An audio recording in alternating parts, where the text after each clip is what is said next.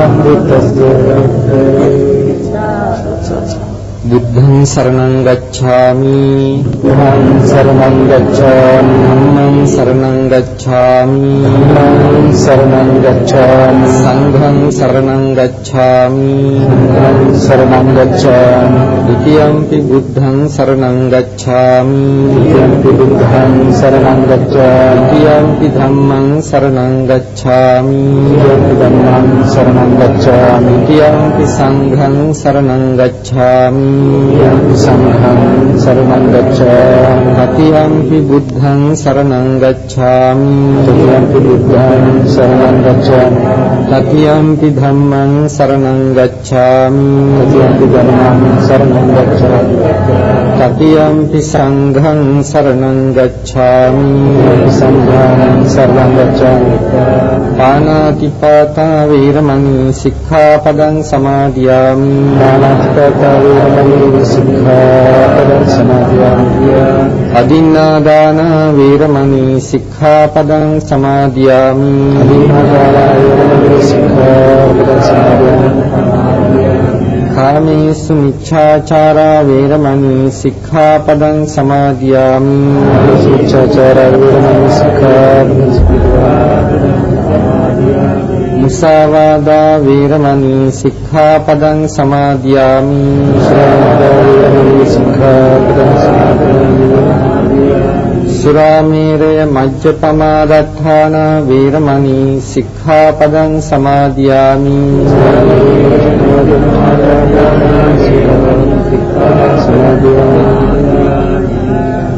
Samantā cakkavālesu atrā gacchantu devata saddhammam munirājassa sunantu sagga mukkhadan dhammasavana kālo ayam bhadantā dhammasavana kālo ayam bhadantā Dhammasavana kālo ayam bhadantā.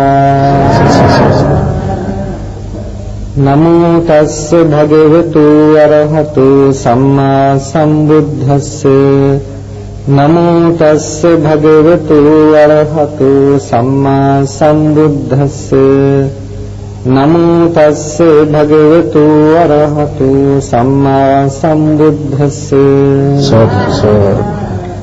Ye ghatha punyakhara sīlavanto pāsakā dhammena dāraṃ pūsenti te namassāmi mātalīti. ශ්‍රද්ධාවන්ත පින්වත්නි, අද මෙම ධර්ම දේශනාව පැවැත්වෙන්නේ ලංකාවේ ඉතා විශේෂ සිද්ධාස්ථානයක සිටයි. මේ සිද්ධාස්ථානය පිහිටා තිබෙන්නේ කුණ්ඩසාල ප්‍රදේශයේ නත්තරම්පත කියන ගම්මානයේහි. ගල්මඩුව කියන විහාරස්ථානයේ තමයි මේ විහාරස්ථාන. ඒ විහාරස්ථානයේහි බුද්ධ ප්‍රතිමා වහන්සේ අභිස සිට මේ ධර්මානුශාසනාව පවත්වන්නට අපට අවස්ථාව සලසා දුන් විශේෂයෙන්ම මේ විහාරස්ථානයේ අධිපති ගෞරවනීය නායක හාමුදුරන් වහන්සේ ඇතුළු ඒ දායක සභාව සිහිපත් කරලා පළමුවෙන් ඒ අතන්ට පින් අනුමෝදන් කරනවා. ධර්මදේශනාවට අවතීර්ණ වීමට පළමු අප ආරාධනා කරනවා මේ ස්ථානය පිළිබඳ ඓතිහාසික තොරතුරු දන්නා ඒ පිළිබඳ සොයලා විමසලා දැනගෙන තියෙන තිලක් සේනාසිංහ මහත්මයාට ඒ විස්තර අපේ සදහවත් ජනතාව හමුවේ තබන්නට කියලා. අවසරයි හාමුදුරනේ, මේ ගල්මඩුව විහාරය මහනුවර යුගයේ ඉදිකරන ලද්දක්. මහනුවර යුගයේ කීර්තිශ්‍රී රාජසිංහ රජුගේ තමයි මේ ගල්මඩුව විහාරය ඉදිකරේ. නමුත් මේ ගල්මඩුව විහාරයේ බාහිර පෙනුම බෞද්ධ විහාරයක් වගේ නෙවෙයි. මේක තනිකරම හින්දු කෝවිලක ආකාරයට තමයි මේ විහාරය ගොඩනංවලා තියෙන්නේ. කීර්තිශ්‍රී රාජසිංහ රජුගේ උපතින් නායක්කර වංශිකයෙක්. ඉතින් මේ නායක්කර වංශික රජතුමා විවාහ කරගෙන හිටියේ දකුණු ඉන්දියානු ද්‍රවිඩ බිසෝවරු. අපේ එවකට හිටපු මහනුවර ජන සමාජයේ බෞද්ධයන් පිරිසිදු බුද්ධ ආගම ඇදහුවා. එතකොට ඒ අයට තමන්ගේ නායකර බිසෝවරුන්ටත් උවමනා විදිහට දෙආකාරයේම ලක්ෂණ සම්ප්‍රදායන් අනුගමනය කරලා පන්සලක් හදන්නටයි කීර්තිශ්‍රී රාජසිංහ රජුරවන්ට ඕනේ වුණේ. ඒ නිසා බාහිර ආකාරයෙන් Hindu කෝවිලක් විදිහට මේ පන්සල ඉදි කරා. නමුත් හොඳට මතක තබා ගන්න මේ පන්සල එවකට සිටු ජන සමාජයේ අය පිළිගත්තේ නැහැ. අවසරයි හාමුදුරනේ ඒ අය හිතුවා මේක මේ බාහිරව Hindu කෝවිලක් ඒ නිසා අපි මේකට වඳින්න පුදන්නේ නැහැ කියලා. නිකන් හිතුවේ නැහැ එහෙම හිතලා රජුරවන්ට ගිහිලා විරුද්ධත්වය ප්‍රකාශ කළා. රජතුමනි මේකට නම් අපි ඉඩ දෙන්නේ නැහැ. මේ Hindu කෝවිලට ඇවිල්ලා අපි නම් මල් පහන් පූජා කරන්නේ නැහැ. ඒ නිසා කරුණාකරලා මේකේ පිළිම වහන්සේලා නම් බුදු පිළිම වහන්සේලා නම් තැන්පත් කරන්න එපා මේ කෝවිලේ කියලා. ඊට පස්සේ රජතුමා මොකද කරේ? මහජන මතයට එදා හිටපුවේ කීර්තිශ්‍රී රාජසිංහ රජතුමා එකඟ වුණා. එකතු වෙලා දෙගල්දොරුව කියන ස්ථානයේ මේ රිතාව සමීපව තියෙන දෙගල්දොරුව කියන ස්ථානයට ගිහිල්ලා තනිකරම අපේ පෞරාණික බෞද්ධ කලා ශිල්ප අනුගමනය කරමින් ඉතාම රමණීය විහාරයක් කළා. නමුත් බුදු පිළිම වහන්සේ නමක්වත් එදා මෙතන තැන්පත් කරේ නැහැ. ඊට පසු කාලේනම අපේ බෞද්ධයන් මෙතන බෞද්ධ සිද්ධාස්ථානයක් වශයෙන් නගා සිටවන්න ඕන නිසා මේ විහාරය එහා පැත්තේ සමහරවිට ඔබට පෙනෙන නැති මේ වෙලාවේ පුරාණ විහාරයක් වෙලමිදි කරා. ඒ වගේම මේ හිම් කෝවිල තුල කෝවිල සම්ප්‍රදාය තුල බුදු පිළිම වහන්සේ නමක් තැන්පත් කරලා අද මේක බෞද්ධ විහාරයක් වශයෙන් සඳහන් වෙනවා. ලංකාවේ තිබෙන එකම කෝවිල් පන්සල එහෙම නැත්නම් කෝවිල් විහාරය වශයෙන් සලකන්න පුළුවන් මේ ගල්මඩුව කියන මේ ඓතිහාසික විහාරය. ආශ්‍රය. හිමියත්නි අද අපේ ජනතාව බුද්ධ ජනතාව ලොකු අවුලක වැටලා සිටින වකවානුවක්. මේක එකපාරට අදට ආවේ නැහැ. කාලාන්තරයක් තිස්සේ ආපු ගමනක අවස්ථාවක් තමයි අද ඇත්තෙම අපි ඉන්නේ ඊටාම භයානකාර අවස්ථාවකයි. ඒ බියකර බව කාටවත් නෙමෙයි. ඒ බියකර බව උදා වෙලා තියෙන සම්බුද්ධ ශාසනයට. බොහෝ විට අපේ ඇත්තන් බුද්ධ ධර්මය මොකක්ද කියලා බුදුරජාණන් වහන්සේගේ ධර්මය මොකක්ද Hindu ධර්මය මොකක්ද කියලා තේරුම් ගන්න බැරි අවස්ථාවකට අද පැටලලා සිටිනවා. ඉතින් අපි උත්සාහ කරන්නේ මේ Hindu දර්ශනය මොකක්ද බුද්ධ දර්ශනය මොකක්ද බෞද්ධයන් Hinduන් වෙන්න පුළුවන් කමක් නැහැ. බෞද්ධයන්ට බුදුහාමුදුරන්ගේ නිර්මල දහමක් තිබියදී මේ දෙකක් එකට පටලවාගෙන ආගමක් අදහන සිරිතක් නැහැ. විශේෂයෙන්ම බෞද්ධයෙකුට පුළුවන් කමක් නැහැ එහෙම කරන්නට. ලෝකයේ තියෙන අන්‍ය හැම කුමක්ම දේවාගමක් හැම දේවාගමක්ම ඉදිරිපත් කරන දර්ශනය තමයි ලෝකයේ දෙවියෙක් විසින් මවන ලද්දක් බව. Hindu ආගම කියන්නේ විශේෂම බ්‍රහ්ම ආගම ඒකටයි Hindu ආගම කියලා අපි ව්‍යවහාර කරන්නේ. ඒ බ්‍රහ්ම ආගමේ සංකල්පය තමයි බ්‍රහ්මයා ලෝකයේ මවුවා කියන එක. බ්‍රහ්මයා ලෝකයේ මවුවා විතරක් නෙමෙයි බ්‍රහ්මයා මිනිස්සුත් මවුවා. බුදුරජාණන් වහන්සේ දේශනා කරන්නේ ලෝකයේ කවුරුත් විසින්වත් මවන ලද්දක් නෙමෙයි ලෝකයේ හේතුප්‍රත්‍යයන් නිසා හටගත්තය. මේ හේතුප්‍රත්‍ය සංකල්ප තේරුම් ගන්නට ලෝකය කියන්නේ ආධ්‍යාත්මික බාහිර වශයෙන් ලෝක දෙකක් තියෙනවා. ආධ්‍යාත්මික ලෝකය තමයි රූප, වේදනා, සංඥා, සංඛාර, විඥාන කියන මේ ලෝකය. මේ පංචස්කන්ධ ලෝකය. මේ පංචස්කන්ධ ලෝකයේ රූපයට ආයතන තියෙනවා. ඇහැ, කන, නාසය, දිව, ශරීරය, මනස. බුදුහාමුදුර දේශනා කරනවා ඇහත් ලෝකයක්, කනත් ලෝකයක්, දිවත් ලෝකයක්, නාසයත් ලෝකයක්, ශරීරයත් ලෝකයක්, මනසත් ලෝකයක්. ඇහැට අරමුණු වන රූපත් ලෝක, ශබ්ද, ගන්ධ, රස, ස්පර්ශ, ධම්ම මේ හැම දෙයක්ම ලෝක. ඒ ලෝකයේ බාහිර ලෝකය. එතකොට අපි බාහිර ලෝකය අස්කන්නාසාදී ඉඳුරන්ට ගොදුරු වෙන ලෝකය වශයෙන් හඳුන්වනවා. එහි අපේ ඇසට දකින රූප තියෙනවා. ඒ වගේම අපේ ශරීරයත් රූපයක්. මේ හැම රූපයක්ම හේතු ප්‍රත්‍යයන් නිසා ගොඩ නැංගිලා තියෙන්නේ. මූලික අවස්ථාවට ගියාම හේතු හතරක් තියෙනවා. පඨවි, ආපෝ, තේජෝ, වායෝ. පඨවි ආපෝ තේජෝ වායෝ කියන මේ සතර මහා භූත රූප ඕනෝන්ට ප්‍රත්‍ය වෙනවා. මේ හේතු හතර ඕනෝන්ට ප්‍රත්‍ය වෙනවා. ඒක තමයි කියන්නේ හේතු ප්‍රත්‍යයන්ගෙන් හටගත්තා කියලා. යම් හේතු හතරක් නැවතීමක් නැතුව ඒකාකාරීවම ඒ කියන්නේ ඒකාකාරීව කියන්නේ එකට සිටීමෙන් නෙමෙයි ඒ වෙනස් වීමේ ඒකාකාරීත්වය. යම් හේතු හතරක් නොනවත්වාම ඕනෝන්ට උපකාර වෙනවා නම් ඒක ස්ථිර පැවැත්මක් තියනවාද? මොකද හිතන්නේ? ඒකාකාරී ඒ කියන්නේ පඨවි ආපෝ තේජෝ වායෝ කියන භූත රූප හතර ඕනෝන්ට හැම මොහොතෙම උපකාරී වෙමින් පවතිනවා. ඕනෝන්ට උපකාරී වෙනවා නම් මේකේ නැවැත්මක් තියනවාද? නෑ. මේක නැවැත්මක් නෑ. ඒ ඇතිවෙච්ච වෙලාවෙ ඉඳලා වෙනස් වෙනවා. එහෙනම් ඒ වෙනස් වෙමින් නැති වෙනවා. ඒ නිසා තමයි සංස්කාර ධර්මය කියලා කියන්නේ. හේතු ප්‍රත්‍යයන් නිසා හටගත්ත දේවල්. සීල සංස්කාරයන්ගේ ස්වභාවය කියනවා උපාදෝ පඤ්ඤායති, වය පඤ්ඤායති, තිතස්ස අඤ්ඤ තත්තං පඤ්ඤායති. ඇතිවීම තියෙනවා, නැතිවීම තියෙනවා. ඇතිවෙච්ච ක්ෂණයක ඉඳන් නැතිවීම වෙනස් වෙමින් නැති වෙනවා. ඊටාම ක්ෂණිකව සිද්ධ වෙනවා. ක්ෂණ භංගුරයි කියනවා. දැන් මේ රූප හැම දෙයක්ම බුදුරජාණන් වහන්සේගේ දර්ශනයට අනුව කෙලවර වෙන්නේ පඨවි ආපෝ තේජෝ වායෝ කියන සතර මහා භූත රූපයන්ගෙන්.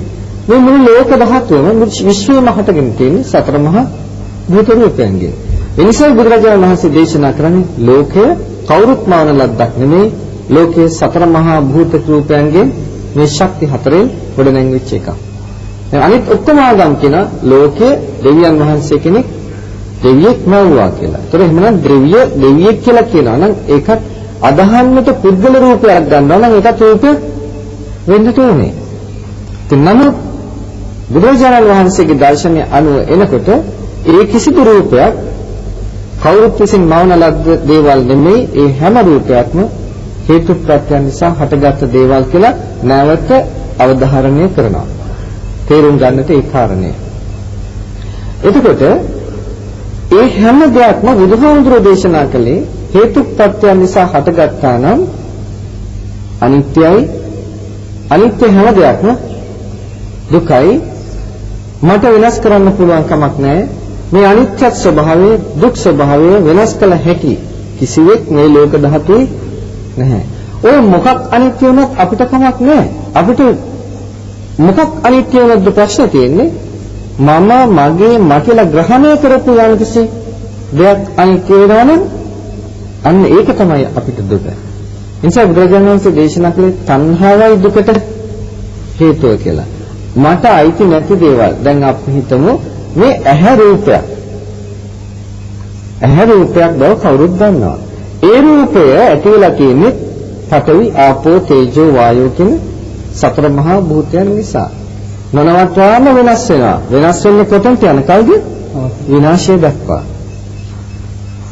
දැන් මගේ ඇහත් එහෙම වෙනස් වෙනවා. මේ ඇහැ ඇත්තටම මම කැමතිද මේ ඇහැ වෙනස් වෙමින් ගිහිලා විනාශ වෙනවට? කවුරුත් කැමතිද? කිසි කෙනෙක් කැමති නැහැ. නමුත් ඒක නවත්තන්න පුළුවන්ද? නවත්තන්නත් බෑ. එතකොට මේක වෙනස් වෙමින් ගිහිල්ලා විනාශ වෙන එක මට නවත්තන්න බැරි නම් මේ ඇහැ මං කියලා ගන්න එක සුදුසුද? නෑ, මේ ඇහැ මගේ කියලා ගන්න එක සුදුසුද? නෙමෙයි. හොඳයි. දැන් බලන්න අර පාරේ තොටේ ඉන්න ඇත්තන්ගෙත් ඇස් තියනව නේද? ඒ ඇස් වෙනස් වෙන්නේ නැද්ද? ඒ ඇස් නැති වෙන්නේ නැද්ද? ඒ ඇහක් නැති වෙච්චාම අපිට ප්‍රශ්නයක් තියනවද? තියනවද? නෑ. ඇයි අපිට ප්‍රශ්නයක් නැත්තේ ඒ ඇහ නැති වෙච්චාම? ඒවා මගේ නෙමෙයි ඒ ඇස්. නමුත් මේ ඇහ නැති වුණොත් මට ප්‍රශ්නයක්. දැන් මේ ඇහත් මගේ නෙමෙයි කියලා දැන් පිළිගත්තා නේද? මේ ඇහත් මගේ නෙමෙයි කියලා පිළිගත්තා. නමුත් මගේ නෙමෙයි වෙන මේ ඇහ නැති වෙනකොට මම කැමති නෑ. අරගොල්ලන්ගේ ඇහ අනිත් පැත්තන්ගේ ඇස් වෙනස් වෙන එක මට ප්‍රශ්නයක් නෑ. මොකද්ද මේකට හේතුව? මේක මගේ නෙමෙයි. මගේ නෙමෙයි වගේ විතරක් නෙමෙයි මම මේක තණ්හාවෙන් අරන් තියෙනවා. උපාදානය කරලා තියෙනවා තෘෂ්ණාවෙන්. අර අනුන්ගේ ඇස් මන් තෘෂ්ණාවෙන් උපාදානය කරලා නෑ. ඒවත් සංස්කාර ධර්මයන් මගේ නෙමෙයි. ඒ වගේම මම තෘෂ්ණාවෙන් උපාදානය කළ නැති නිසා මට ඒව නැති වුණාට මට ප්‍රශ්න නැහැ. ඒ ඇත්තන්ට ඒව නැති වුණාට. මේක මම දන්නවා හොඳටම මගේ නෙමෙයි කියලා. ඒත් මම තෘෂ්ණාවෙන් මේක ග්‍රහණය කළා තියෙනවා. ඒ නිසා අර තෘෂ්ණාවෙන් මේක අල්ලගෙන ඉන්න හින්දා මගේ නෙමෙයි කියලා දැනගත්තත් මට මේක නැති වුණාට දරන්න බෑ. දැන් එහෙනම් තේරුම් ගන්න මගේ නෙමෙයි කියලා දැනීම එකක්, තෘෂ්ණාවෙන් අල්ලගත්තා කියන එක තව එකක්. බුදුහාමුදුරුවෝ මම මගේ කියලා දෙයක් නැහැ කිව්වා තමයි. පංච උපාදානස්කන්ධයක් මිසක් සත්වීක පුද්ගලයෙක් නැහැ කිව්වා තමයි. නමුත් තවම ඔය අපි කාටත් ඒක තියෙනවා. මොකද තෘෂ්ණාව නැතිකලේ නැති හින්දා අපි මම ආයෙනින් අරන් තියනවා. මේ නිකාම් බොරුවට වාද කරන්න එපා. බුදුහාමුදුරුවෝ නැහැ කියලා තියෙනවා, සත්වයෙක් නැහැ කියලා තියෙනවා, පුද්ගලයෙක් නැහැ කියලා තියෙනවා, මම මගේ කියලා එකක් නැහැ කියලා තියෙනවා. ඇත්තයි නැහැ තමයි. නමුත් ඔය ඇත්තන්ට තියෙනවා. ඔය ඇත්ත රහත් වෙලා නැහැ. ඒ නිසා තෘෂ්ණාවෙන් අල්ලගෙන ඉන්නවා. ඒක නැති කරන්න මේ මම මගේ කියලා නැහැ කියලා දැනගත්තට පුළුවන් කමක් නැහැ. බුදුරජාණන් වහන්සේ ඒක අවබෝධයට මාර්ගයක් කියලා තියෙනවා. සීල, සමාධි, ප්‍රඥා කියන මේ මාර්ගය තුළින් ගිහිල්ලා ඒක අවබෝධ කරගන්න ඕනේ. අවබෝධ කරගන්නේ නැතුව මේකේ වාද කරන්න ගියොත් මහ විනාශයක් වෙලා තමයි නවතින්නේ. අම්මත් නැහැ, තාත්තත් නැහැ, කවුරක්වත් නැහැ. ඕන කෙනෙකුට ඕන දෙයක් මරාගෙන කාගෙන ජීවත් වුණත් කිසි ප්‍රශ්නයක් නැහැ. ඉතින් මම මගේ කියලා දෙයක් නැහැ. තේරෙනවද බහනකත්වයෙන්? ඒ හින්දා බුදුදහම වරදකමින් අල්ලගත්තොත් එහෙම සර්පේ කන මැද්දෙන් අල්ලගත්තා වගේ විනාශයක් සිද්ධ වෙන්නේ. බුදුදහම පරිස්සමෙන් ගන්නට ඕනේ. නමුත් අමාරු දෙයක් නෙමෙයි. දැන් මේ මම කියපු මේ දේ තේරුම් නැද්ද ඔයයන්ට? හොඳටම තේරුණා. මේ බුදුහාමුදුරේ දේශනා කරපු ගැඹීර ධර්මය. හොඳට අහගෙන හිටියොත් තේරුණා. තේරුම් ගැනීමම අවබෝධය මේ බව දැනගන්න. ඒක අවබෝධ කරන්න භාවනාමය මාර්ගයක් තුලින් ගිහින් අවබෝධ කරගන්න ඕනේ. එතකොට බුදුරජාණන් වහන්සේ අනිත්‍යයි, දුකයි, අනාත්මයි කියන සංකල්පයක් ඉදිරිපත් කරනවා. ලෝකය වෙනස් වෙන නිසා, සංස්කාර පොදියක් නිසා ඒකත් අනිත්‍යයි, දුකයි, අනාත්මයි. ලෝකේ හැම අනිත් ආගමක් මොකද කියන්නේ? නිට්ටයයි, සුඛයි, ආත්මයි. ක්‍රිස්තියානි ආගම කියන්නේ ලෝකයේ ਸਰව බලධාරී දෙවියන් වහන්සේ විසින් මවනු ලැබුවා නිට්ටයයි, සුඛයි, ආත්මයි. මුස්ලිම් ආගම අල්ලා දෙවියන් වහන්සේ විසින් මවනු ලැබුවා ලෝකයේ ඒ දර්ශනයත් ඒකයි නිට්ටයයි, සුඛයි, ආත්මයි. හින්දු ආගම කියන්නේ බ්‍රහ්මයා විසින් ලෝකයේ මවනු ලැබුවා නිට්ටයයි, සුඛයි, ආත්මයි. අනිත්‍යයි, දුකයි, ආත්මයි කියන එකම දර්ශනය තමයි බුදුහාමුදුරන්ගේ දර්ශනය. එතකොට ඒ බුදුරජාණන් වහන්සේගේ බුද්ධ දර්ශනය තුළ අනිත් එකම ආගමකටවත් අවස්ථාවක් තියනවද? අවස්ථාවක් නැහැ. අපි ඒව කලවම් කරන්න යනවා නම් අපි බුදුහාමුදුරන්ට සමච්චල් කරනවා නෙමෙයිද? අපි එකතු වෙලා අපි ඒව කලවම් කරන්න ලෑස්ති වෙනවා නම් බුදුදහමට, ඒ කියන්නේ අපි බුදුහාමුදුරන්ට සමච්චල් කරනවා. ඒ කියන්නේ කමක් නැහැ බුදුහාමුදුරනේ ඔබ වහන්සේ කිව්වට අනිත්‍යයි, දුකයි, අනාත්මයි කියලා අපිට ටිකක් නිට්ටයයි, සුඛයි, ආත්මයි කියන එක ඕනේ කියලා කියන එක නේද අපි කියන්නේ? ඈ නේද? බලන්න අපි බුදුහාමුදුරන්ගේ දෙපැත්තෙන් ගෙනහලා හින්දු ආගමට අයිති විෂ්ණු, කතරගම ආදී ඒ පින්තූර තියෙනවා. මොකද්ද අපි කරේ? ඔයතන පවු නැද්ද? බුදුහාමුදුරන්ට සමච්චල් කරන එක පාපයක් නෙමෙයිද? පාපයක්. තනිකර සමාජයක් මේක බුදුහාමුදුරන්ට කරපු. මොකද අපි හොඳටම දන්නවා හින්දු ආගමේ නිට්ටයයි, සුඛයි, ආත්මයි කියන සංකල්පයේ දේවතාවෝ තමයි විෂ්ණු, කතරගම කියලා කියන්නේ. කාටවත් කියන්න බෑ විෂ්ණු දෙවියෝ කියලා කියන්නේ බෞද්ධ දේවතාවෙක් කියලා. කාටවත් කියන්න බෑ කතරගම දෙවියෝ කියන්නේ බෞද්ධ දේවතාවෙක් කියලා. හොඳම දෙයක් වෙනක් නේ. මේ පින්වතුන් හැමදෙනෙක්ම දන්නවා ආනන්ද මෛත්‍රී මහානායක හාමුදුරන් වහන්සේ කියනවා කියලා කතරගම දෙවියෝ දැක්කා කියලා. නේද? ඔන්න බලන්නට ආනන්ද මෛත්‍රී මහානායක හාමුදුරුවෝ ලියපු මට හිතන්නේ පොතේ නම භාවනා විභාවිනී කියලා. පොතක් තියෙනවා. ඒකේ තියෙන්නේ හින්දු ආගමික භාවනා ක්‍රමයි, බෞද්ධ භාවනා ක්‍රමයි පැති දෙක. මුලින්ම තියෙන්නේ හින්දු භාවනා ක්‍රමය. පොතේ විෂ්ණු කියන සංකල්පය යටතේ කොටසක් තියෙනවා. මහානායක හඳුරෝ කියනවා මෙහි විෂ්ණු කියන Hindu මනක්කල්පිත දේවතාවෙක්. වගේම තියෙන මනක්කල්පිත දේවතාවෙකුට යාග හෝම පුද පූජා පවත්වමින් කාලය ගත කරන පිරිසක් පිළිබඳව. හොයාගෙන බලන්නේ පොත. ඒතර විෂ්ණු කියන සංකල්පය මනක්කල්පිතයි කියලා ආනන්ද මෛත්‍රී මහානායක හඳුරෝ ප්‍රකාශ කරනවා නම් විෂ්ණුගේම විකාශනයක් තමයි කතරගම කියලා කියන්නේ.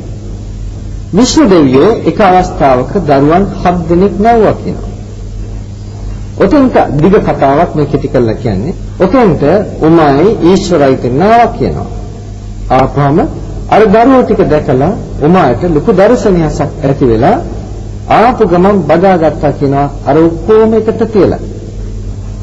බදාගෙන මොකද අයියේ මෙච්චර දරු කන්දක් කියලායි බදාගත්තා කියලා කියන්නේ. එතකොට එක දරුවෙක් පුංචි දරුවා එළියට පැනනලු. 6 දෙනා එක්කෙනෙක් වුණාලු. 6 දෙනා එක්කෙනෙක් වෙච්චහම මූණු 6කුයි අත් 12කුයි ඇති වුණාලු. පොඩ්ඩක් හිතලා බලන්න දැන් අර කොළුපටව 6 දෙනෙක්. මේ කොළුපටව 6 දෙනාට මූණු ඔළුයි අතයි විතරද තිබුණේ. අනිත් අංග ප්‍රත්‍යංග වලට මොකද වුනේ? ඒවත් ඔළුයි අතයි පිහිටි ආකාරයෙන් පිහිටියා නම් එහෙම මොන තත්ත්වයක් වෙයිද? දැන් බලන්න සංකල්ප ඇති කරන්නට ගිහිල්ලා මොකද්ද මේ කළා තියෙන්නේ කියලා. එතකොට දැන් පැහැදිලි දෙයක් තමයි විෂ්ණු කතරගම කියන්නේ Hindu සංකල්ප කියලා. මේ Hindu සංකල්ප තුල තියෙන නিত্য සුඛ ආත්ම දර්ශනය අපි පිළිගත්තානේ වර්තමානයේ අපි පිළි අරන් නෙමෙයිද තියෙන්නේ? පිළි අරගෙන. ඒතකොට අපි බෞද්ධයෝද? අපි දැන් කරන්නේ අනිත්‍යයි දුකයි අනාත්මයි සංකල්පයට සාදු කියමින් නිට්ටයයි සුඛයි ආත්මයි කියන සංකල්පයට පූජේ පහර පවත්ත යන්නේක නෙමෙයිද කරන්නේ? පොඩ්ඩක් කල්පනා කරලා බලන්න. ඒ සමහර දෙනා උත්සාහ ගන්නවා. පින්වත්නි සමහර ඇත්තන්ට මේ මම කියන දේ රිදෙන්නට පුළුවන් ටිකක්. මේ වෙලාවේ රිද්ද ගන්න වෙලාවක් නෙමෙයි. ඔය කවුරු වුණත් ටිකක් රිදුනත් ඇස්සරල බලන්න ශාසනය වෙනුවෙන්. අපිට ලොකුම වස්තුව බුද්ධ ශාසනය. මේ යන ගමන තුලින් බුද්ධ ශාසනය වෙනසන බව හොඳටම පැහැදිලි දෙයක්. ඒක නිසා සමහරක් වෙලාවට සමහර දෙනා විරුද්ධව නැගී සිටින්නට පුළුවන්. ඒ ඇත්තන්ගේ පෞද්ගලික ලාභ සත්කාර නැති වෙන නිසා මිසක් බුද්ධ ශාසනයට වෙන පාඩුව ගැන හිතලා බුද්ධ ශාසනයට ලාභයක් වෙන නිසා අලාභයක් වෙන නිසා නෙමෙයි. බුද්ධ ශාසනය නැශයක් වෙද්දී පෞද්ගලික ලාභ සත්කාර ගැන හිතනවා නම් ඒක මහා පාපයක්. ඒ කාරණේ. ඇත්තයි කලක් තිස්සේ කරගෙන ආවා. අද අපිට තීරණා බුදුරජාණන් වහන්සේගේ දර්ශනය තුළට දාලා බලන්න. පින්වත්නි බුදුහාමුදුරුවෝ හොද්දටම පැහැදිලි දේශනා කළා තියෙනවා. මා පරම්පරාය මා පිටක සම්පදානේන. ඔය පරම්පරාව ගණනක් තිස්සේ ආවයි කියලා උනත් පොත්පත්වල ආවයි කියලා උනත් ඒක එහෙමමයි කියලා අපත් අද තීරණය කළ යුතු නැහැ. බුදුහාමුදුරුවෝ දේශනා කරනවා තීරණය කරන්න. යදා තුම්හේ කාලාමා අත්ථනාව ඥානියාත කාලාමේනි ඔබලාම තීරණය කරගන්නට. ඉමේ ධම්මා කුසල ඉමේ ධම්මා කුසල කුසල අකුසල කියන්නේ මොකක්ද කියලා තීරණය කරගන්න. තීරණය කරගෙන අකුසලයේ අතහරින්න කුසලයේ වඩන්න. අද අපිට වෙලා තියෙන්නේ අපි කුසල අකුසල කියන්නේ මොකක්ද කියලා තේරුම් ගන්නට ගන්නෙ නැහැ. ඒක තේරුම් ගන්න ඕන නම් බුදුහාමුදුරන්ගේ ධර්ම විනය දෙකට දාලා බලන්න මොකක්ද කියලා. තර්ක කරන්න අවශ්‍යතාවයක් නැහැ, වාද කරන්න අවශ්‍යතාවයක් නැහැ. බුදුහාමුදුරුවෝ හොඳට කුසල අකුසල කියන්නේ මොකක්ද කියලා පැහැදිලි කරලා දීලා තියෙනවා. අපිට කරන්න තියෙන්නේ බුදුහාමුදුරුවෝ මහා ප්‍රදේශ සූත්‍රවල දේශනා කළා තියෙනවා. ධර්ම විනය දෙකට දාලා බලන්න ඊට ගැලපෙනවා නම් මගේ කියලා බාර ගන්න නැත්නම් පැත්තකට දාන්න. පින්වත්නි කර්ම රැස් කරනවා අපි. අපි කර්ම රැස් කරනවා. මොනවාද කර්ම කියලා කිව්වේ? චේතනාහම් භික්ඛවේ කම්මං වදාමි කියලා කිව්වා. චේතනා තමයි කර්මය කියලා කියන්නේ. දැන් චේතනාහම් භික්ඛවේ කම්මං වදාමි කියලා කියපු බුදුහාමුදුරුවෝ කර්මය කියන එකට හේතු පෙන්වනවා. ලෝභෝ නිදානං කම්මානං සමුදය, දෝසෝ නිදානං කම්මානං සමුදය, මෝහ නිදානං කම්මානං සමුදයය. ලෝභ, ද්වේෂ, මෝහ නිදාන තුනක් වශයෙන් හේතු තුනක් වශයෙන් පෙන්වුවා කර්ම හට ගන්නට. එතකොට මේ කර්ම හට ගැනීම මොකක් නිසාද සිද්ධ වෙන්නේ? තෘෂ්ණාව හේතු කොටගෙන. අපිට තමයි ලෝභය හේතුවක් කියලා කිව්වා. මේ වටාපත අන්න තේරුම් ගන්න ලෝභය කියන්නේ මොකක්ද කියලා. සමහර කෙනා ලෝභය කියන්නේ තණ්හාව කියලා නෑ. මේ වටාපතට මං හරිය ආසයි. මොකද මේක අලුත් වටාපතක්. මේක කවුරුහරි මගෙන් ඉල්ලනවා. මං කැමතිද මේක දෙන්න? නෑ. ඇයි? මේකට මම ආසයි. මේක මට ගැටි වෙනවා. නැති වෙච්චහම කවුරු හරි ගන්නවා, හොරෙන් ගන්නවා මේක. එතකොට මට ඇති වෙන්නේ මොකද්ද? තරහක් ඇති වෙනවා, දුකක් ඇති වෙනවා. ඒකට කියනවා ද්වේෂ නිසා. ඇයි තරහ ඇති වෙන්නේ මට? මේකට තියෙන ආශාව නිසා. දැන් ලෝභය ඇති වෙන්නේ, ද්වේෂය ඇති වෙන්නේ මොකක් නිසාද? ආශාව නිසා. ආශාවයි මම මේක මොකද්ද කියලා දැනගෙන හිටියේ නෑ. මම මේක සංස්කාර පොදියක් කියන එක දැනගෙන හිටියේ නෑ. හේතු ප්‍රත්‍යයන් නිසා හටගත්ත වෙනස් වෙන වෙනසල යන දෙයක් කියන එක මම මේක තේරුම්ගෙන හිටියේ නෑ. ඒ නිසායි මට මේකට ආශාව ඇති වුනේ. ඒක දැනගෙන හිටියනම් මේක කවුරු හරි ඉල්ලපුවම මට දෙන එක ප්‍රශ්නයක් නෙමෙයි. දැන් ලෝභය මොකක් නිසාද? ආශාව නිසා. ද්වේෂය මොකක් නිසාද? ආශාව නිසා. මෝහය නිසා තමයි මෝහය මුල්කට ගත්ත තෘෂ්ණාවයි මේකට හේතුව. දැන් ඒක තමයි කියේ කර්ම රැස් කරන්නට ලෝභ, ද්වේෂ, මෝහ හේතුවක්. කර්ම රැස් කරන්නට ලෝභ, ද්වේෂ, මෝහ හේතුයි. ඒ කර්මයේ හේතුව තෘෂ්ණාවයි. කර්මයේ හේතුව තෘෂ්ණාවයි. ඒකයි තෘෂ්ණාව නැති කළා නම් කර්මය ක්ෂය කළා. ඒ කියන්නේ කර්මය ක්ෂය කරා නම් ලෝභ, ද්වේෂ, මෝහ නැහැ. නමුත් තව කර්ම කොටසක් තියෙනවා. ඒ මොනවාද? අලෝභ, අද්වේෂ, මෝහ චේතනාවල් වලින් කරන කර්ම. ඒ තෘෂ්ණාව හේතුවෙන් කර්ම කොටසක් කරන අකුසල කර්ම ලෝභ, ද්වේෂ, මෝහ තෘෂ්ණාව හේතුවෙන්ම තව කර්ම කොටසක් කියනවා. මොකද කර්මයට හේතුව තෘෂ්ණාවමයි. ඒකට තව කර්ම කොටසක් කරන අලෝභ, අද්වේෂ, අමෝහ චේතනාවල් වලින් ඒකට කියනවා කුසල කර්ම කියලා. දැන් බුදුහාමුදුරුවෝ දේශනා කරන පංචකාම තෘෂ්ණාව කුසල්ද අකුසල්ද? පංචකාම තෘෂ්ණාව අකුසලයක්. අපි හැම විටම ওই දේව සංකල්පය තුළ මොනවද ප්‍රාර්ථනා කරන්නේ? පංචකාම තෘෂ්ණාවයි. බුදුහාමුදුරුවෝ ඒ පංචකාමයන් ප්‍රාර්ථනා කරන්න යදින්න කිව්වේ නැහැ. බුදුරජාණන් වහන්සේ දේශනා කළේ ඔබට තෘෂ්ණාව තියෙනවා. ඒ තෘෂ්ණාව තියෙන තෘෂ්ණාව පාවිච්චි කළා තෘෂ්ණාව වැඩි වෙන විදිහට කටයුතු කරමින් තෘෂ්ණාව අඩු වෙන විදිහට සැප විඳින්නට. තෘෂ්ණාව අඩු වෙන විදිහට සැප විඳින්න තමයි පංචශීල ප්‍රතිපදාව දේශනා කළේ ගිහියාට ජීවිතේ. තියෙන තෘෂ්ණාවෙන් ප්‍රයෝජන ගැනීමක්. නමුත් තෘෂ්ණාව අඩු කරගන්න තමයි කිව්වේ පොහොය පෙහෙවස් සමාදන් වෙමින් කාමයන් අතහැරීමක් පුරුදු කරන්න කියලා. ඉන්නත් බොහොම ලස්සන දර්ශනයක් තියෙනවා. දැන් අපි දේව සංකල්ප තුන මොනවද කරගන්නේ ගිහිල්ලා? මොනවද කරගන්නේ? අපේ ආශාවන් වර්ධනය කර ගැනීම. අපට අකුසල් මේ බෞද්ධයන්ටවත් කිසිම කෙනෙකුටවත් අහිත පිණිසවත් අනර්ථය පිණිසවත් ඒ කියන්නේ මේවා වැරදි කියලා. මේ වැරදි කියලා කියන්නේ ඔයයන්ට පව් සිද්ධ වෙන නිසා. ඔයයන්ගේ අපායට නොවන කාරණේ වෙනම කාරණයක්. මේ සංසාරයේ දිග්ගැසගෙන තමන් දිගින් දිගටම සංසාර දුකට වැටෙනවා. ඒ අතර අපායගාමී නොවයි කියලා කියන්න පුළුවන් කමකුත් නැහැ. ඒ නිසායි අපි සිහි නුවණින් කටයුතු කළ යුත්තේ කවුරුන් කෙසේ කිව්වත්. දැන් අපිට පේනවා සමහර දෙනා වාද කරනවා, තර්ක කරනවා. ඇයි එහෙනම් මේවා ওই නුවර දලදා මාලිගාවේ පෙරහැරටත් මේවා සම්බන්ධ වෙලා ඉන්නේ කියලා. ගොක් වාද කරනවා. මොකද දලදා මාලිගාව දලදා පෙරහැර බෞද්ධයන්ගේ මුදුන්මා කඩක්. ඉතින් මේකේ මේ දේවල් පෙරහැර කියලා මේවා පවතිනවා. මේවා අනවශ්‍ය නම්, මේවා එපා නම්, මේවා අර්ථයක් නැත්නම් ඇයි මේවා එකතු වුනේ කියන එක තර්ක කරනවා, ප්‍රශ්න කරනවා. එන්නත්නි පස්වෙනි සියවසේදී ලංකාවට පැමිණි පාහියන් භික්ෂුවගේ දේශාටන වාර්තාවේ කියනවා එදා ඇහින් දැක්කා කියලා අනුරාධපුරයේ දලදා පෙරහැර. ඒ දලදා පෙරහැර පැවැත්විච්ච ආකාරය කියනවා 550 ජාතකය ජීවමාන විදිහට චිත්‍රයට නම් වලයි ඒ පෙරහැර පැවැත්වුවේ කියලා.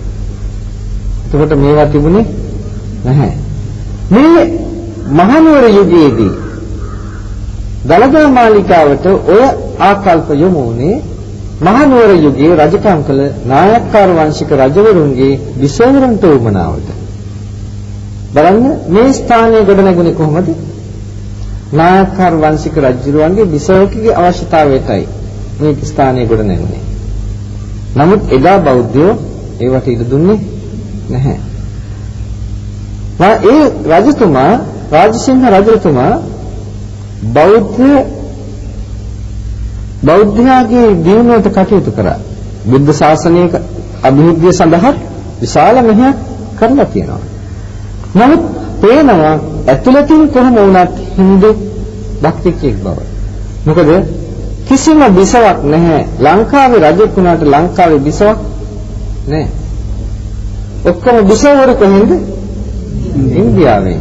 ඇයි ඔච්චර ලංකාවට හිතවත් නම් ලංකාවේ බෞද්ධයන්ට හිතවත් නම් ඇයි ලංකාවේ කාන්තාවක් සරණ පවගත්තේ නැත්තේ?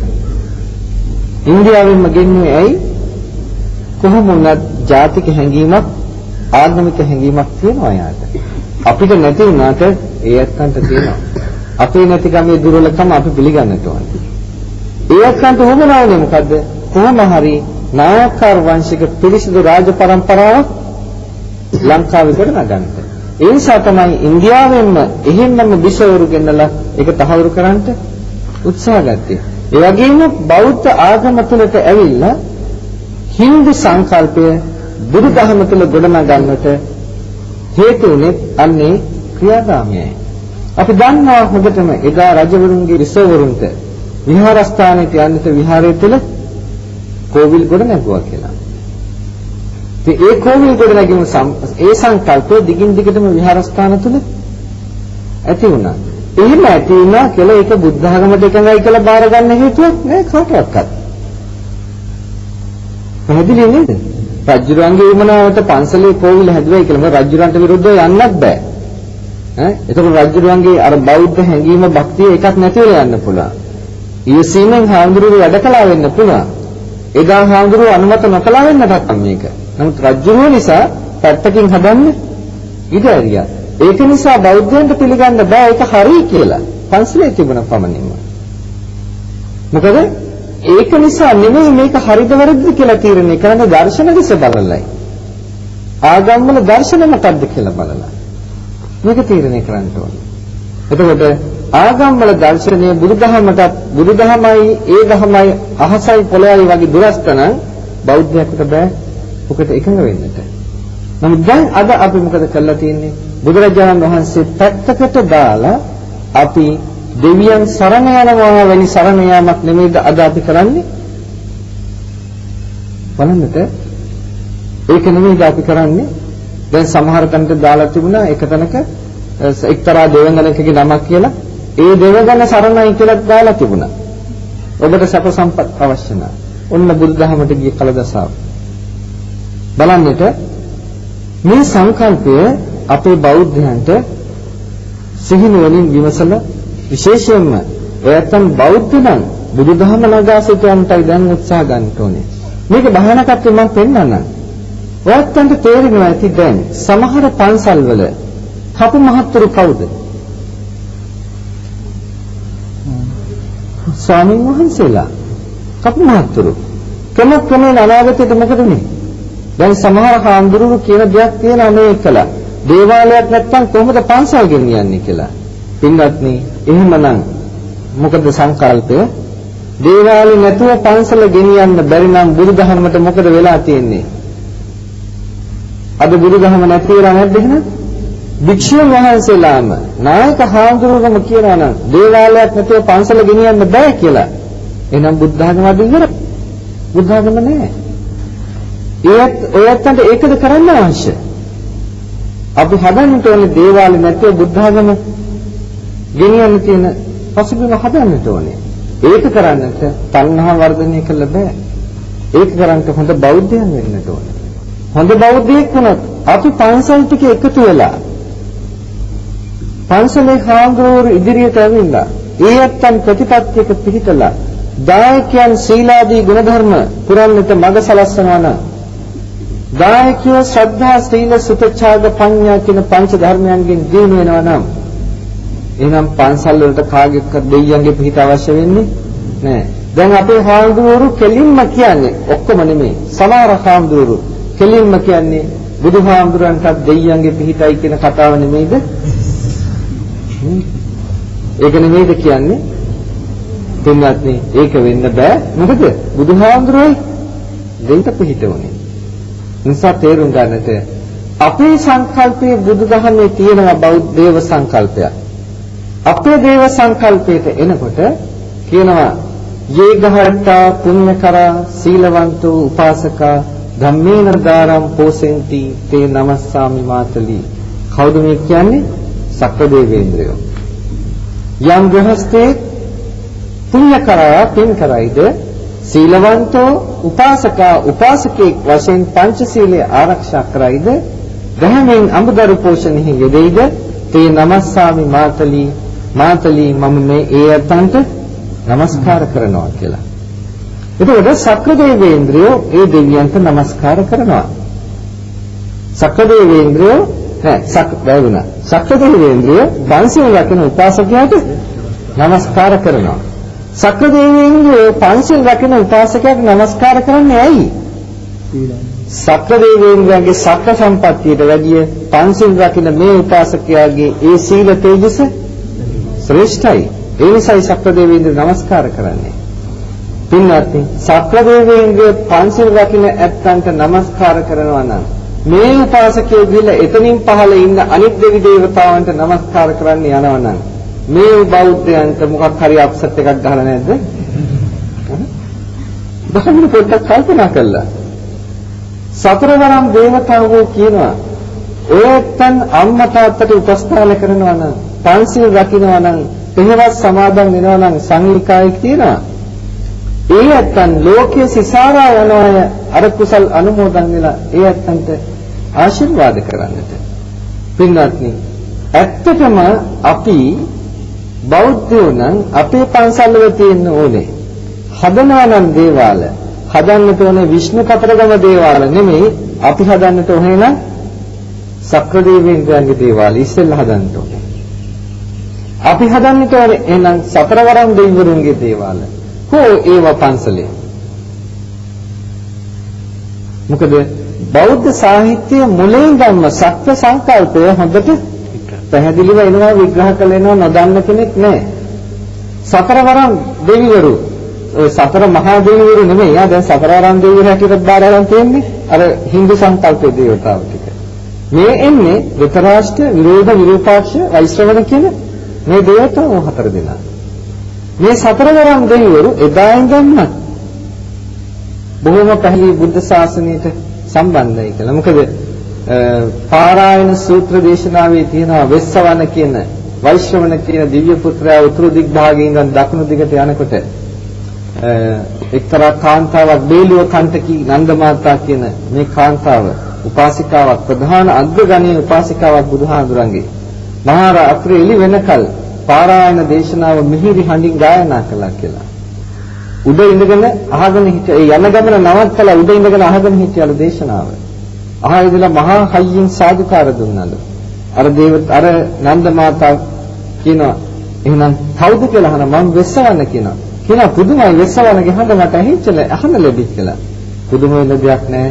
මම කාලෙකින් මේ වගේ මිහිරි හඬකින් මේ පාරායනය ඇහුවේ ආදයි කියනවා. ඒකෝද සාදු කියලා අනුමෝදන් වෙච්චාම කියනවා මේ කුසලය ඔබට වේවා කියලා.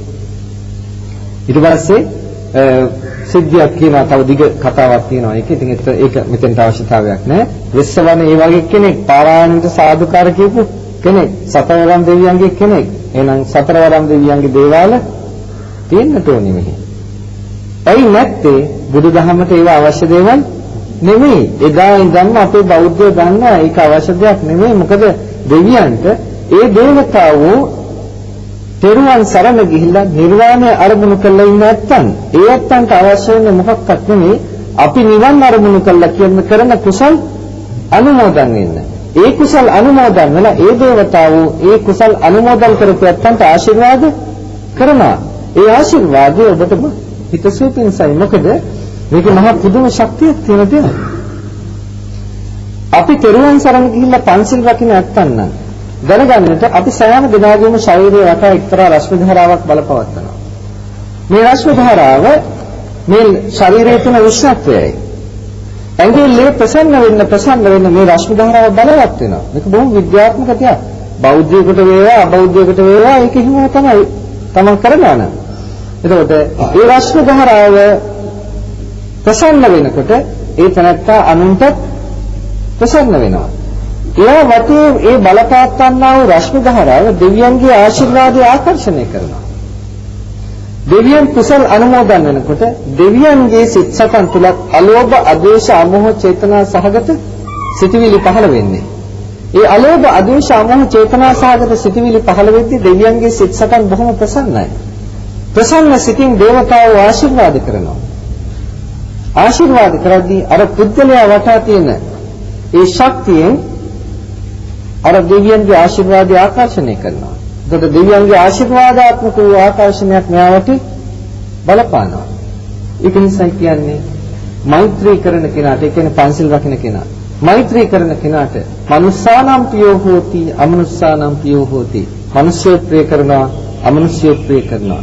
දේවතා රක්ඛන්ති, දෙවියෝ ඒ අතන ආරක්ෂා කරනවා කියලා. දැනගන්න පින්නත්නි, දෙවියෝ ආරක්ෂා කරනවා කියලා කිව්වේ අමනුෂ්‍යයන්ගෙන් මිනිස්යන්ට වෙන ආපදා තියෙනවා නම් ඒ වයින් දෙවියන්ට මිනිස්යන්ව ආරක්ෂා කර ගන්න පුළුවන්. රතන සූත්‍රයේහි දිවාච රත්තෝච හරන්තියේ බලින් කියලාන්නේ ඒ කාරණේයි. බලන්න බුදුහාමුදුරන් ආරක්ෂා කරන්න පුළුවන් වුණාද දෙවියන්ට? මුගලන් හාමුදුරන් ආරක්ෂා කරන්න පුළුවන් වුණාද දෙවියන්ට? අටකට පොඩි වෙනකල් හොරු ගුටි දුන්නා නේද? මිනිස්සෙකුට කරන දෙයක් දෙවියන්ට පුළුවන් කමක් නෑ නවත්තන්නට. දේවදත්ත ගල්පල්ලුවා බුදුහාමුදුරන්ට මොන දෙවියන්ටද පුළුවන්කම තිබුණේ? අදුගානේ දේවතාවෙකුට ඇවිල්ලා කියන්න තිබුණානේ අනේ ස්වාමීන් වහන්සේ උතනින් පොඩ්ඩක් අයින් වෙන්න අන්න මාසිනා ඉන්නවා උඩ ගලක් පෙරලන්න බලාගෙන කියන එක. කොහොම ආවා? නෑ පිළිගත් නේ. ඒක දෙවියන්ගේ වැරද්දක් නෙමෙයි, දෙවියන්ගේ අදුවක් නෙමෙයි, කරන්න බැරි නම් කරන්න බෑ. නමුත් අර සාමාන්‍යයෙන් අමනුෂ්‍ය දෙවියන්ගේ අමනුෂ්‍ය කොටහසය.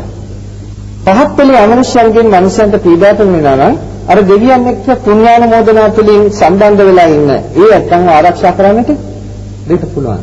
අපේ ඉස්සක් හාමුදුරුවෝ වරද්දගෙන ඉන්නවා. ආටානාති සූත්‍රයට ගිහිල්ලා බලන්න ඕක නෙමෙයිද දෙවියන්ගේ ආරක්ෂාව කියලා. අන්න ආටානාති සූත්‍රය හොඳට පැහැදිලිව ওই දේ විග්‍රහ කරනවා. බුදුහාමුදුරුවෝ ලක්දිවට වැඩම කරලා සමාපත්තිය සුවෙන් හිටලා පිරිසිදු කරපු භූමිය තමයි කිරිවෙහෙර පිහිටලා තියෙන්නේ.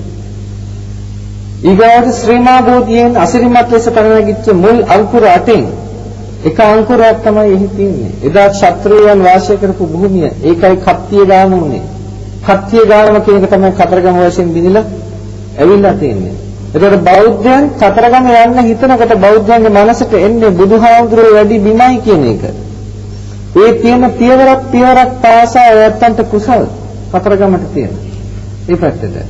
ඒ ආකල්පයෙන් තියෙන කතරගම දෙයියෝ කියන ස්වරූපකින් තියෙන පියවරක් පාසා යත්තන්ට අකුසල්. මොකද තියා ඇයි තෘෂ්ණා මූලිකවයි යත්තු තියන්නේ.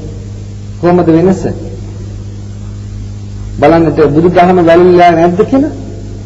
ඒකයි කියන්නේ මේ බුදුදහම නගා සිටවන්ට දැන් කටයුතු කරන්න ඕනේ කියලා. අපි ඔක්කොම බෞද්ධයන් අත්වල බැඳගෙන මිත්‍යා දෘෂ්ටි අයින් කරලා දැන් තේරුම් කළ දෙන්නේ මේක. කල්පනාවට ගන්න.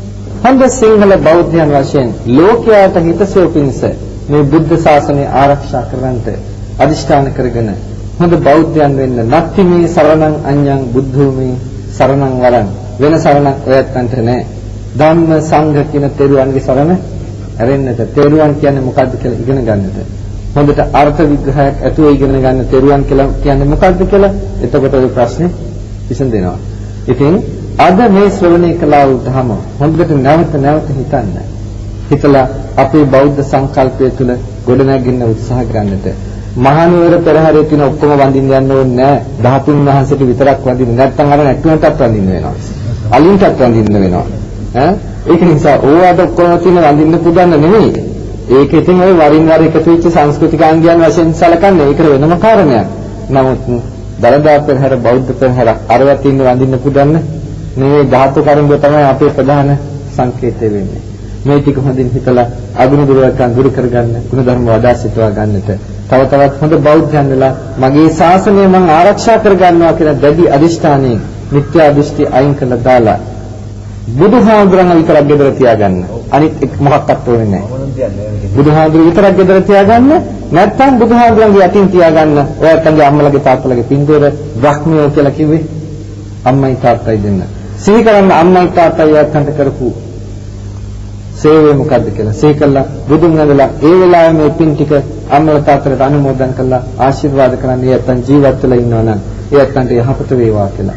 මේ ගිහිල්ලා ඉන්නවා නම් එහෙම පින් දෙනද ඒ දෙමාපියන්ට බුදුන් වහන්සේලා ඔක්කොම කළා. ඔය යත්තන්ට මාව මේ තත්ත්වෙන් ගොඩනගලා දුන්නට මට කරපු උපකාරයට අම්මා තාත්තා දිනට මම ණය ගැටි යන්නේ තාත්තේ අම්මයි තාත්තයි දෙන්න මේ කුසල අනුමෝදන්ලා ඉක්මනට මේ සසර දුකින් මිදේවා කියලා අම්මා තාත්තට පින් අනුමෝදන් කරන්න. බුදුහාඳුරන්ගේ යටින් තියෙන ඕනේ ටිකයි. ඉතින් මේ ටික දැනගෙන හැමදිනම අගුණ දුරකම් දුරු කරගන්න බුදුදහම වඩා සිටවා ගන්නට උතුම් තෙරුවන් සරණින් සියලු යහපත සැදේවා අපරාධකත් ජාතියට හැමදිනාටම රටවාසී සෑම දිනාටම සියලු ආගම්වල සියලු ජාතීන්ට අපේ මේ ධර්ම ප්‍රතිපදාවෙන් යහපතක්ම වේවා. ඒ ඇත්තන්ගේ ආගම් ඒ ඇත්ත අදහගත්තාවේ අපේ ආගම අපි පිරිසිදුව අදහමු. ඒකයි අපේ සංකල්පය. මේ ධර්මයට අනුව ජීවත් වෙමින් ධර්මානුධර්ම ප්‍රතිපන්නව හැම දිනාටම ඒ හේතුවෙන් දෙලව ශාන්තිය වේවා. පරලෝ වශයෙන් සුගති සම්පත් පිණිසත් මේ කුසල් හේතු වේවා. අවසානයේ ප්‍රාර්ථනීය පරිදි උතුම් වූ නිර්වාණ සුවය වේවා කියලා සාදු කියලා ප්‍රාර්ථනා. ittavata camhihi sambhatan punya sampadang sabbe deva anumodantu sabba sampatti siddhiya idam me gnati nang hetu sukita hontu gnatayo